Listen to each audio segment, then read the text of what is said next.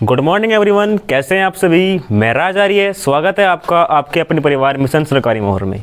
दोस्तों, आज मैं आपके लिए लेकर आया हूं कंप्यूटर की क्लास, जो क्लास नंबर है हमारी 3। इससे पहले हमने 2 क्लास कर ली है, जिसमें पहली क्लास में हमने पढ़ा था बेसिक ऑफ कंप्यूटर और सेकंड में डेवलपमेंट ऑफ कंप्यूटर। अगर आपने वे क्लासेस नहीं देखी हैं तो आप वीडियो के डिस्क्रिप्शन से लिंक उठाकर उन वीडियो को जरूर देखें। तो दोस्तों, शुरू करते हैं आज की क्लास। आज की क्लास में हमारा टॉपिक होगा जनरेशन ऑफ कंप्यूटर, यानी कंप्यूटर की पीढ़ियाँ। ठीक है दोस्तों, तो एक एक पीढ़ी को हम पढ़ते जाएंगे और टोटली पीढ़ी जो अब तक टोटली हुई है वो हुई अब तक हमारी 5। फिलहाल जो कंप्यूटर की जनरेशन चल रही है वो चल रही है 5वीं जनरेशन। हम शुरुआत करते हैं पहले जनरेशन से। तो बात करते हैं फर्स्ट जनरेशन ऑफ कंप्यूटर। ठीक है दोस्तों, फर्स्ट जनरेशन ऑफ कंप्यूटर की बात करते हैं। दोस्तों, इसका टाइम पीरियड पूछ लिया जाता है। वो सिवाच का टाइम पीरियड है 1942 से 1955। 1942 से 1955 का जो हमारा टाइम है वो फर्स्ट जनरेशन ऑफ कंप्यूटर का टाइम पीरियड कहलाता है। और जानते हैं कि इस दौरान हमें कौन कौन से कंप्यूटर देखने को मिलते हैं। दोस्तों, आपको याद होगा इसी दौरान हमारा 1939 से 1945 तक सेकेंड वर्ल्ड वॉर चला था। सेकेंड वर्ल्ड वॉर चला था 1939 से 1945 तक। और उसी को देखते हुए जो है अमेरिका ने पहला कंप्यूटर डेवलप किया था, जिसका नाम था हमारा यूनिवैक। यूनिवैक, अगर बात की जाए यूनिवैक कौन सी जनरेशन ऑफ कंप्यूटर है, तो यूनिवैक है हमारा फर्स्ट जनरेशन ऑफ कंप्यूटर, यानी पहली पीढ़ी का कंप्यूटर है हमारा यूनिवैक। अब जानते हैं इसके कुछ फीचर्स के बारे में, क्या क्या इसमें फीचर्स थे हमारे। फीचर्स दोस्तों, जो कंप्यूटर होता है वो प्रोसेसिंग जरूर करता है। तो इसमें प्रोसेस करने के लिए हमने किस पार्ट को यूज किया। दोस्तों, इसमें प्रोसेस करने के लिए हमने यूज किया वैक्यूम ट्यूब, हिंदी में निर्वात नली। तो फर्स्ट जनरेशन ऑफ कंप्यूटर में प्रोसेसिंग होती थी हमारी वैक्यूम ट्यूब से। और इसमें जो स्टोरेज, डाटा स्टोरेज करते थे हम, वो करते थे हम मैग्नेटिक ड्रम में। दोस्तों, इसका साइज की बात करें, इस कंप्यूटर का साइज, दोस्तों इस कंप्यूटर का साइज जो है वेरी लार्ज था, बहुत ज़्यादा बड़ा, वेरी लार्ज। एंड इस जनरेशन के जो हमारे कंप्यूटर थे वे काफ़ी हीट भी पैदा करते थे। ठीक है दोस्तों, क्या पैदा करते थे? हीट। और जानते हैं इस फर्स्ट जनरेशन ऑफ कंप्यूटर में कौन कौन सी लैंग्वेज का हमने प्रयोग किया है कंप्यूटर के अंदर। दोस्तों, फर्स्ट जनरेशन ऑफ कंप्यूटर में हमने लैंग्वेज प्रयोग की है high level low level language, low level language, machine language और असेंबली लैंग्वेज। असेंबली लैंग्वेज, इन कुछ लैंग्वेज का प्रयोग किया हमने फर्स्ट जनरेशन ऑफ कंप्यूटर में। ठीक है दोस्तों, पूछ लिया जाता है कि लो लेवल लैंग्वेज का प्रयोग किस जनरेशन कंप्यूटर में किया गया था, तो वो था हमारा फर्स्ट जनरेशन ऑफ कंप्यूटर में। ठीक है दोस्तों, तो बात करते हैं कुछ कंप्यूटर जो हमारी प्रथम पीढ़ी से थे, जैसे एनिएक, और मैंने आपको बताया है भी यूनिवैक।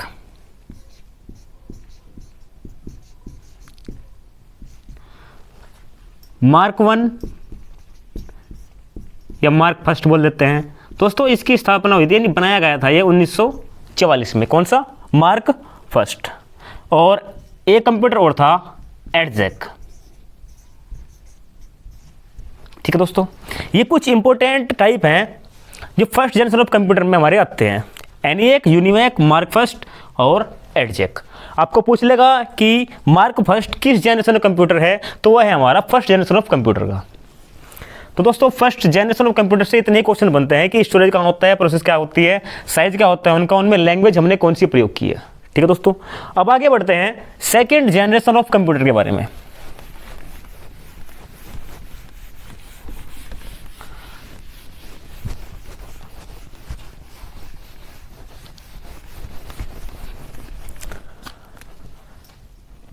सेकेंड जनरेशन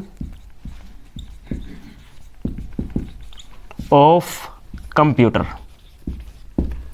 इसका टाइम पीरियड 1955 से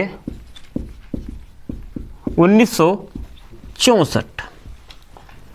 ठीक है दोस्तों, 1955 से 1964 जो टाइम पीरियड है हमारा सेकेंड जनरेशन ऑफ कंप्यूटर का है। दोस्तों प्रोसेसिंग यहां पे भी होती है, तो प्रोसेसिंग करने के लिए हमने किसका प्रयोग किया था? इसमें हमने प्रयोग किया था ट्रांजिस्टर का। सेकेंड जनरेशन ऑफ कंप्यूटर में प्रोसेस करने के लिए किसका प्रयोग किया गया? ट्रांजिस्टर का। और ऐसे ही डाटा को स्टोर करने के लिए यानी स्टोरेज के रूप में किसका प्रयोग किया हमने? वो किया हमने मैग्नेटिक टेप। मैग्नेटिक टेप कहें या डिस्क कहें, बात एक ही है। तो स्टोरेज करते थे हम मैग्नेटिक टेप या मैग्नेटिक डिस्क में। दोस्तों मैग्नेटिक टेप से एक याद रखने वाला लायक बात है, पूछ लिया जाता है कि मैग्नेटिक टेप पर हम किसकी परत चढ़ाते हैं। ठीक है दोस्तों, तो इस पर परत चढ़ी होती है हमारी आयरन ऑक्साइड। किसकी दोस्तों? Iron oxide. आयरन ऑक्साइड की परत चढ़ी होती है हमारी मैग्नेटिक टेप पर। ठीक है जी। इसमें कौन कौन सी लैंग्वेज हमने यूज की? इसमें हमने यूज की high level language.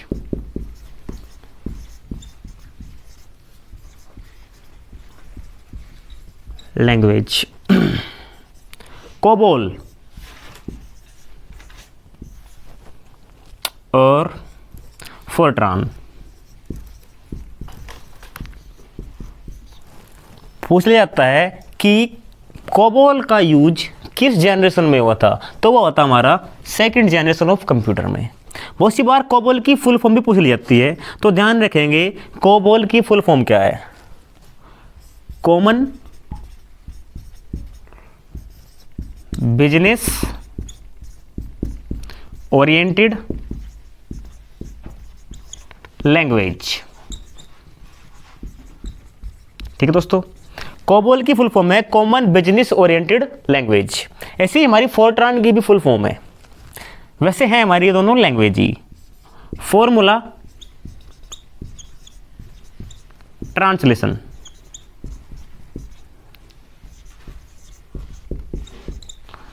Formula translation, in language का प्रयोग किया हमने सेकंड जनरेशन ऑफ कंप्यूटर में। और दोस्तों इनकी स्पीड, इन कंप्यूटर की स्पीड जो थी वो फास्ट थी यानी तेज थी। ठीक है दोस्तों, और अब बात कर लेते हैं कुछ इसके टाइप की, किस तरह के कंप्यूटर इसमें थे हमारे। इसमें हमारे कंप्यूटर थे IBM 1401,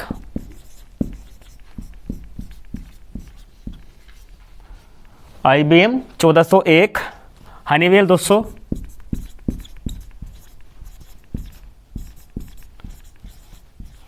और CDC 1604। ये कुछ कंप्यूटर टाइप हैं जो हमारी सेकेंड जनरेशन ऑफ कंप्यूटर से बिलोंग करते हैं। IBM 1401, Honeywell 200, CDC 1604। दोस्तों सेकेंड जनरेशन ऑफ कंप्यूटर से इतना ही क्वेश्चन पूछने को हमें ज़्यादातर मिलता है वन डे एग्जाम में। तो अब हम बात करेंगे थर्ड जनरेशन ऑफ कंप्यूटर की।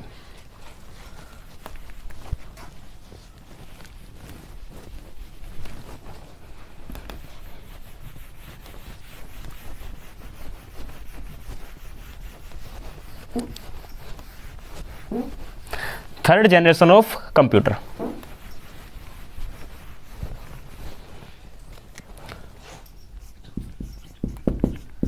थर्ड जनरेशन ऑफ कंप्यूटर जानते हैं इसका टाइम पीरियड 1965 से 1974। 1965 से 1975 टाइम पीरियड है हमारा थर्ड जनरेशन ऑफ कंप्यूटर का। और जानते हैं कि इसमें प्रोसेसिंग के लिए हमने किसका प्रयोग किया था? दोस्तों इसमें प्रयोग किया था हमने आईसी चिप का। आईसी चिप, आईसी की फुल फॉर्म होती है इंटीग्रेटेड सर्किट।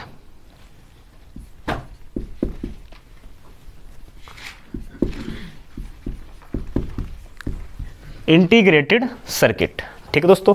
और पूछा जाता है कि इंटीग्रेटेड सर्किट यानी हमारी आईसी की खोज किसने की थी, इसके फाउंडर कौन थे? तो जान लेंगे आईसी के फाउंडर। इसके फाउंडर थे हमारे JS Kilby.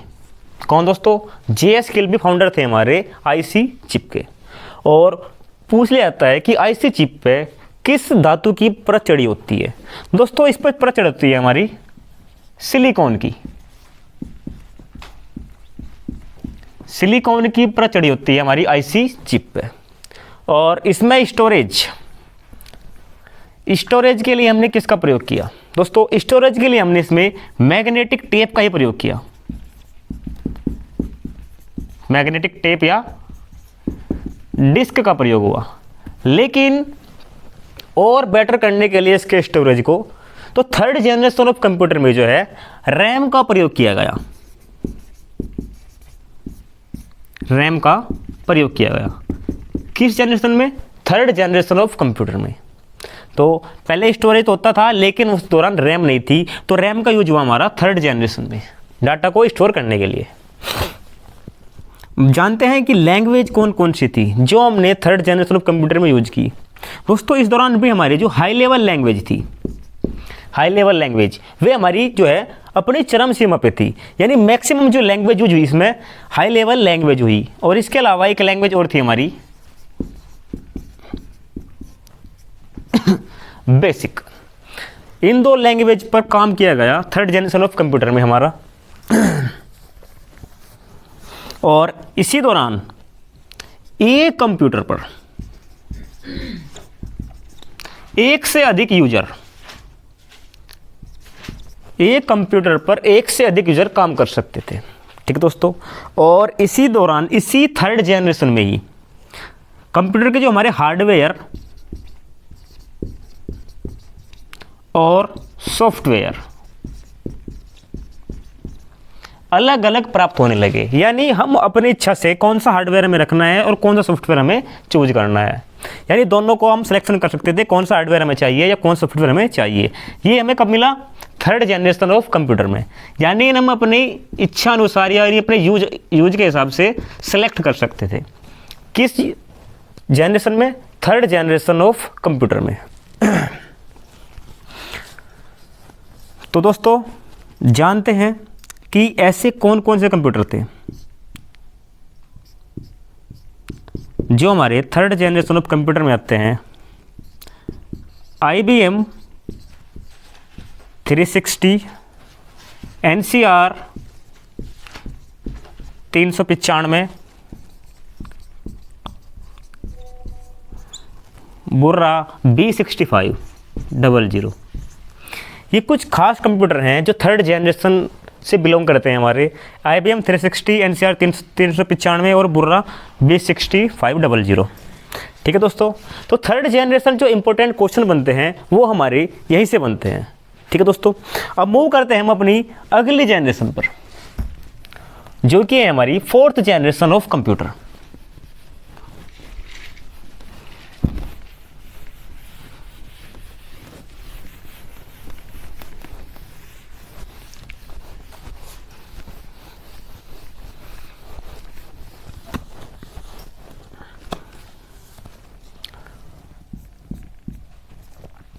Fourth generation of computer, इसका टाइम पीरियड 1975 से 1989 तक, ठीक है दोस्तों।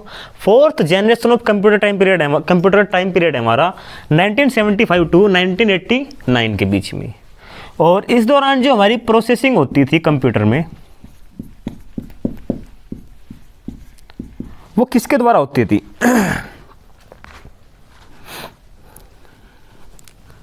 इसमें दोस्तों आईसी की जगह जो है हमने माइक्रो प्रोसेसर यूज किया। Micro processor. तो माइक्रो प्रोसेसर कंप्यूटर से कब जुड़ता है? 4th जनरेशन ऑफ कंप्यूटर में, आईसी के स्थान पर। और कुछ टाइप है जैसे VLSI, ULSI, ये हमारे जो है माइक्रो प्रोसेसर के ही टाइप हैं हमारे, VLSI और ULSI। दोस्तों जो 4th जनरेशन में थी इसमें हमने प्रयोग किया था VLSI। तो जानते हैं VLSI होता क्या है? VLSI very large scale integration. कभी कभी फुल फॉर्म आ जाती है कि VLSI की फुल फॉर्म क्या है? Very large scale integration full form है हमारी VLSI की, जो आईसी की जगह माइक्रो प्रोसेसर में हमारी यूज की गई। और अब जानते हैं इसके बाद हमारा क्या हुआ, और बात कर लेते हैं जो माइक्रो प्रोसेसर है इसके फाउंडर कौन थे हमारे?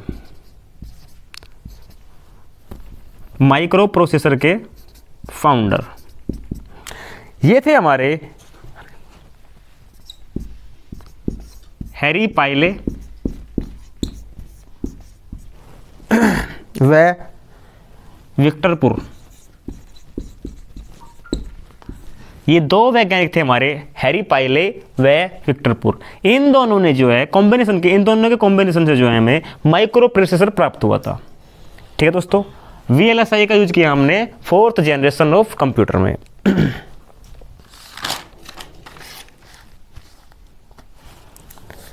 और स्टोरेज के लिए इससे पहले जो जनरेशन में है हमने उसमें यूज किया था, क्या यूज किया था? Magnetic tape. Magnetic tape. लेकिन इस जनरेशन में इसका यूज नहीं हुआ, इसके स्थान पे यूज किया हमने सेमीकंडक्टर। सेमीकंडक्टर का यूज किया गया हमारा किसे? डाटा को स्टोर करने के लिए 4th जनरेशन ऑफ कंप्यूटर में। और दोस्तों इसमें जो है ना रैम, जो रैम थी ना इसकी क्षमता में वृद्धि हुई। जैसे दोस्तों अब पहले जो हमारे मोबाइल आते थे 2GB और आ जाते हैं 4GB 8GB के, ये रैम की बात कर रहा हूँ मैं।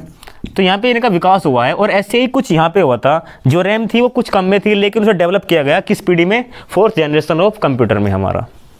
और जो 4th जनरेशन ऑफ कंप्यूटर के हमारे कंप्यूटर थे ना, इस पीढ़ी के जो कंप्यूटर थे इन्हें ना, ये मोस्टली थे हमारे मिनी कंप्यूटर। तो मिनी कंप्यूटर किससे बिलोंग करता है? हमारा 4th जनरेशन ऑफ कंप्यूटर से बिलोंग करता है हमारा। तो जानते हैं कुछ टाइप 4th जनरेशन कंप्यूटर के। MS DOS, MS Windows, Apple, macOS,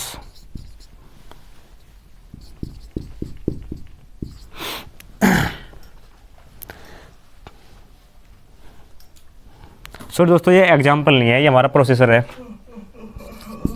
इन प्रोसेसर का प्रयोग किया था हमने 4th जनरेशन ऑफ कंप्यूटर में और ये थे हमारे मिनी कंप्यूटर। ठीक है दोस्तों, अब हम बात करेंगे 5th जनरेशन ऑफ कंप्यूटर की, कंप्यूटर की 5वीं पीढ़ी।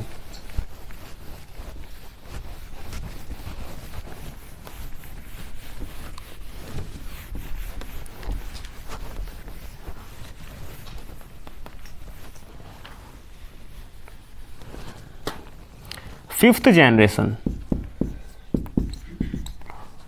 1989 से अब तक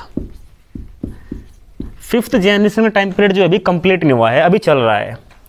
1989 से अब तक जो चल रही है 5th जनरेशन चल रही है हमारी कंप्यूटर की। तो जानते हैं इसमें प्रोसेसिंग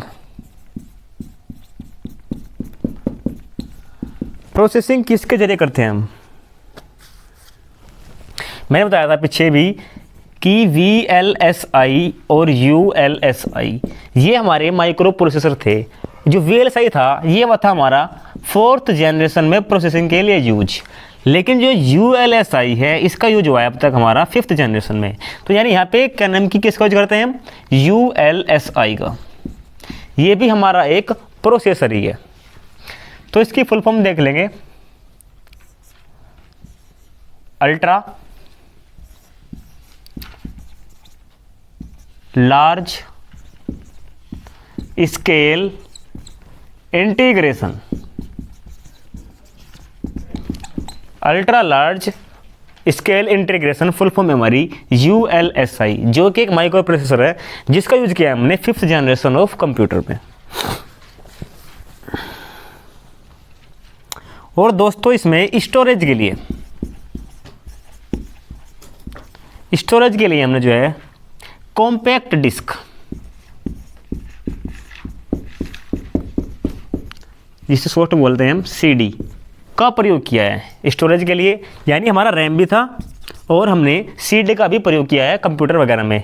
किसमें, 5th जनरेशन ऑफ कंप्यूटर में कॉम्पैक्ट डिस्क का यूज किया है हमने। और जिसमें जो लैंग्वेज यूज होती है 5th जनरेशन ऑफ कंप्यूटर में, वो है हमारी AI, आर्टिफिशियल इंटेलिजेंस। हिंदी में कहें तो कृत्रिम बुद्धिमत्ता। तो आजकल के जो कंप्यूटर हैं इनमें यूज कर रहे हैं हम AI, आर्टिफिशियल इंटेलिजेंस लैंग्वेज का। ठीक है दोस्तों। और इसी जनरेशन में जो है हमारा इंटरनेट,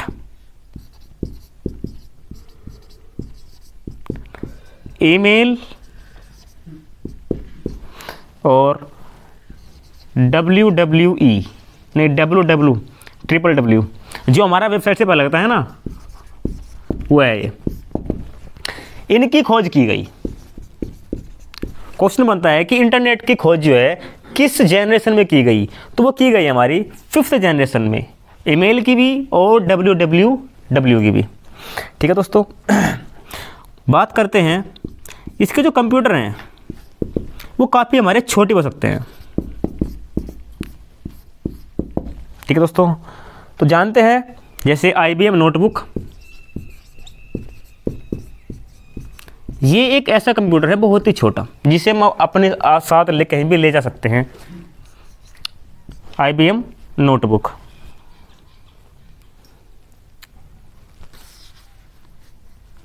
और सुपर कंप्यूटर, ये भी हमारे 5th जनरेशन के ही हैं। तो दोस्तों ये था हमारा जनरेशन ऑफ कंप्यूटर के बारे में। दोस्तों आज हमने जो है कंप्यूटर की 5 जनरेशन को कंप्लीट किया है। ठीक है दोस्तों। तो दोस्तों आज की क्लास में इतना ही है।